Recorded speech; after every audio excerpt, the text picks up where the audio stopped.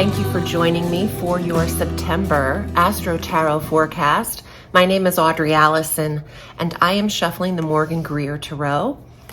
We have a huge month ahead of us. Even though September isn't as long, there's a lot of transitory action, and it is our month of a Mercury retrograde. So Aries, please watch your sun sign, rising sign, and moon sign for a full dose of the cosmos for the month, and I'll draw the cards at the end of the forecast.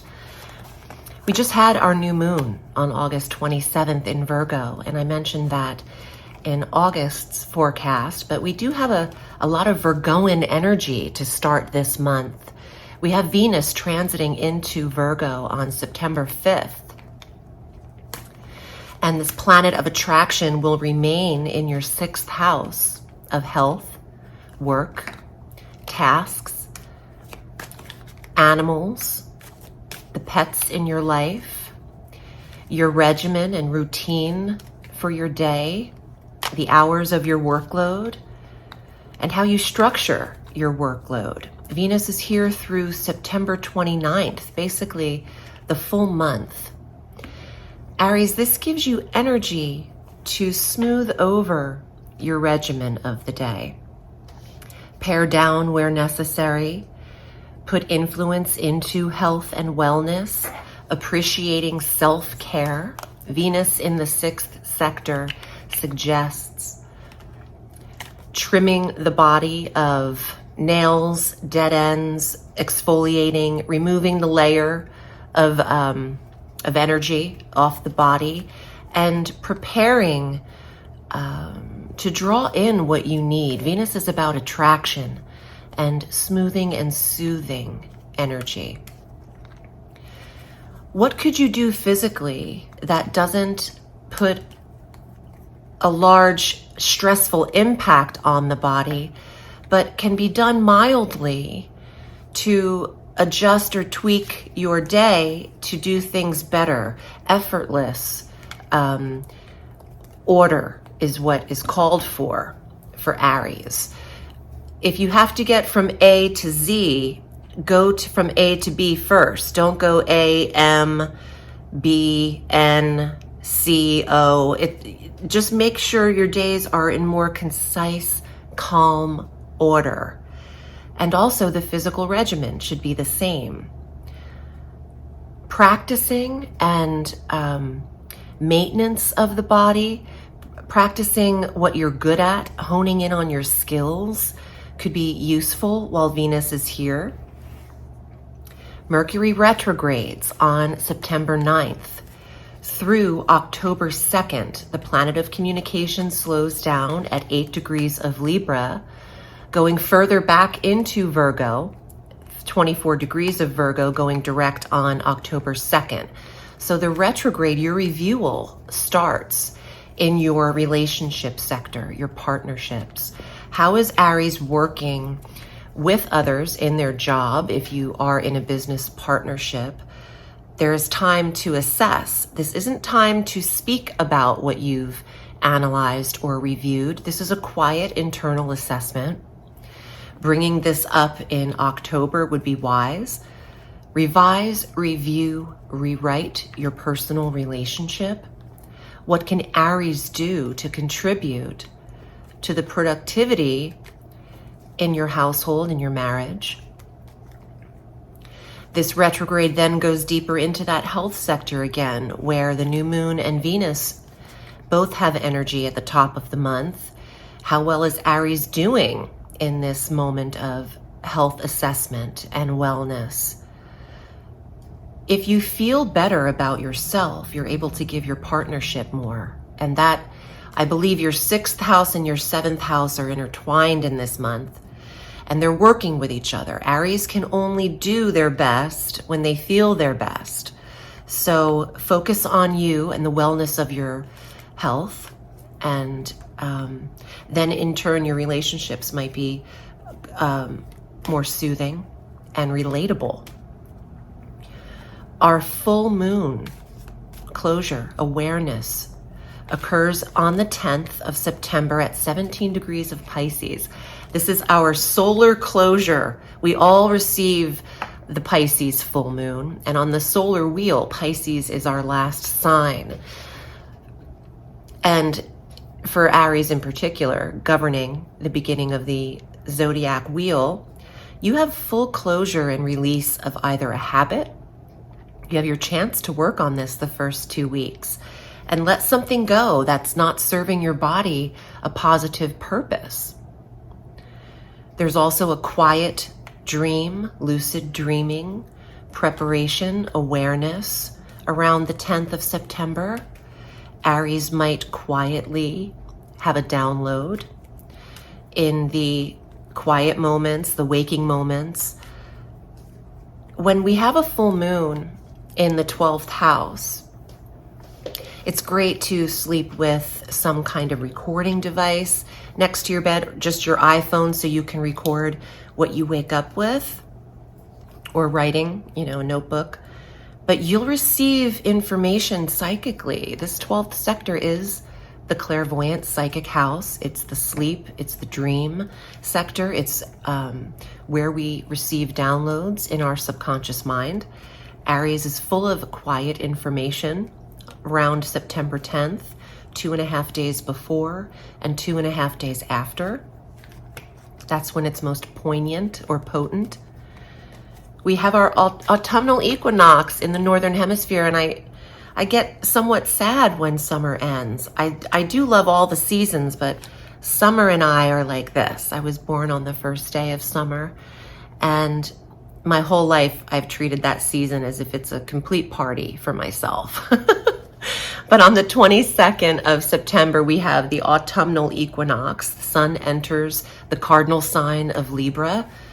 And again, your 7th house of marriage and partnership receives the life force energy of our sun. This is extremely positive, the sun being one of the most benevolent forces next to Jupiter that we have in our solar system. And then shortly after that seasonal shift of the 22nd, we receive our new moon of the month on the 25th at 2 degrees of Libra. Again, soulmate, partnership, marriage, business partnership as well, and who you are connected to. If Aries is not in partnership, you have the opportunity at the beginning of the month, when Mercury slows down here, to assess what you want. Assess what works for Aries. Envision the most positive form of a relationship that you have, that you can have, that you see for yourself. Allow the month to work for you in timing. By the time the new moon is here, that creates a 28-day lunar cycle for the seeds you have planted through vision, intention, and that leads to manifestation. So congratulations, Aries. Some of you are manifesting the best possible soulmate energy around this month of September. And give yourself through October and that full 28-day lunar cycle to receive. Some people want to receive immediately. I get it. You want magic and intention to happen as soon as you think of it. It doesn't work like that, and life doesn't work like that. Patience is a virtue for a reason. On the 29th, Venus then, we're kind of following Venus's transit this month. Venus shifts from Virgo to Libra, similar how Mercury retrogrades from Libra to Virgo. So again, new moon in the 7th, the sun entering the 7th, Venus entering the 7th house on the 29th. What more could you ask for in terms of inspiring new energy to assist in either keeping up your relationship and connecting yourselves more deeply and intuitively? And if you want a new partnership altogether, this looks very positive because the new moon is involved, new beginnings, a new way of relating to one another. And Jupiter is in your sign the entire month, conjunct Chiron. expanding you. It's a great year in general for Aries to level up, to connect with partnership, to expand yourself in business relationships. And Jupiter and Aries sextiles Mars and Gemini the entire month. You're actively expanding your life, the people in it, and your focus.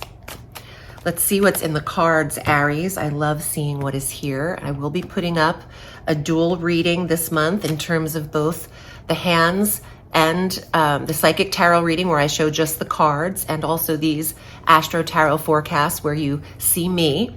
I have people letting me know that they want one versus the other or both, and I've tried a few months in different ways just to try to please certain requests, but I find it's more of an even balance when I do both, so I'll be putting those up as well.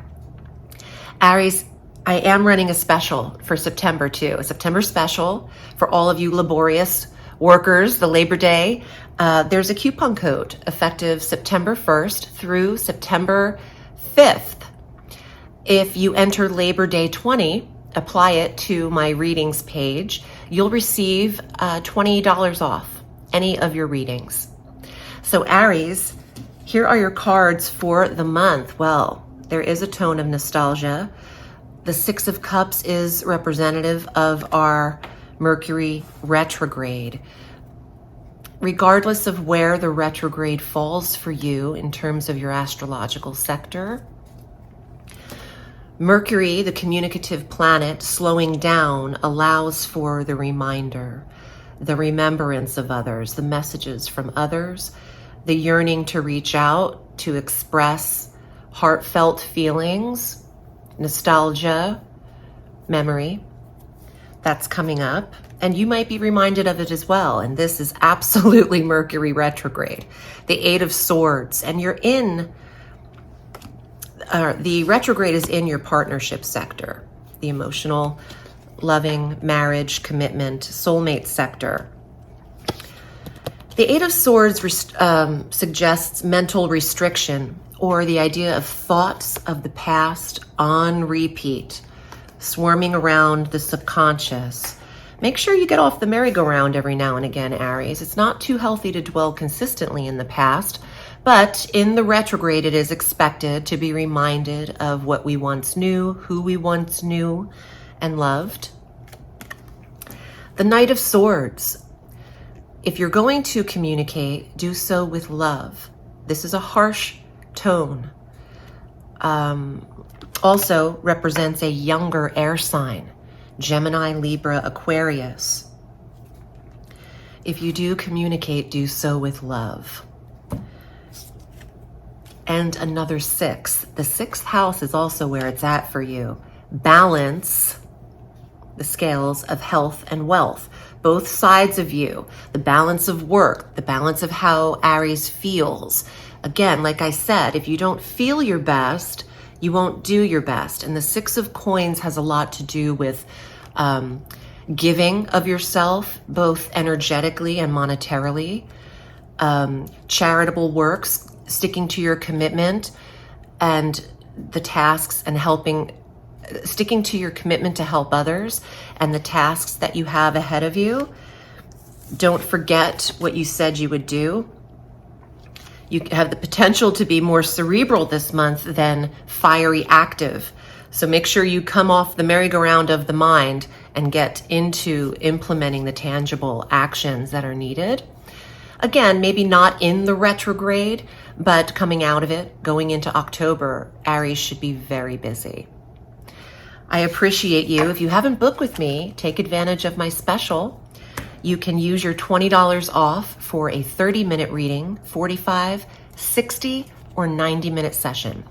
That discount does not apply to gift certificates, nor does it apply to my spell casting work, but it's still worth it. So I appreciate you. Have a beautiful September, Aries. Remember, the sky is limitless, so reach for the stars.